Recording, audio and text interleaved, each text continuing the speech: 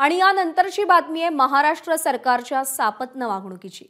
खेळाडूंमध्ये राज्य सरकार कसा भेदभाव करतं त्याचा हा नमुना आहे। T20 विश्वचषक जिंकून आलेल्या टीम इंडियाचा 11 कोटी देऊन राज्य सरकारनं गौरव केला, पण 2019ला दिव्यांग विश्वचषक जिंकलेल्या क्रिकेटपटूंना मात्र 5 वर्षांनंतरही बक्षिसाची रक्कम दिली गेली नाही। विश्वविजेत्या संघामध्ये महाराष्ट्राचे नागपूरचे गुरुप्रसाद राऊत, पालघरचा विक्रांत केणी आणि ठाण्याचा रवींद्र संते हे 3 खेळाडू होते आणि महाराष्ट्र सरकारनं त्यांना प्रत्येकी 5 लाख रुपये घोषितही केले होते। पण सरकारकडे करोडपती क्रिकेटपटूंना 11 कोटी रुपये देण्यासाठी आहेत, पण सामान्य आणि दिव्यांग क्रिकेटपटूंना देण्यासाठी 15 लाख रुपये सुद्धा नाहीत। हे पाहून क्रीडा विश्वामध्ये संताप आणि खंतही व्यक्त होतीये।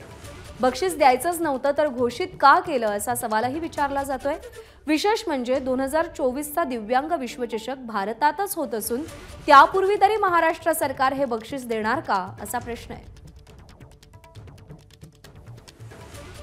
जवळपास 50 ते 100 चक्रा मी मारलेल्या आहे आणि यामध्ये बरेचदा कधी तिकीट कन्फर्म झाली, कधी नाही झाली, परंतु एक अपेक्षा, एक आश्वासन की शासनाने दिलं की कम से कम आमचा दिव्यांग खेळाडूंचा मुख्यमंत्र्याकडे सुद्धा सत्कार सुद्धा नाही झाला आणि एक साधा पुष्पगुच्छ सुद्धा नाही भेटलं, याची खंत वाटत आहे।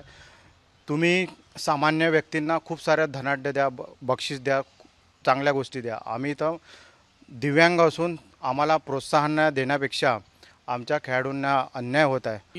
ही तर दिव्यांगाबद्दल तर शोकांतिका आहे।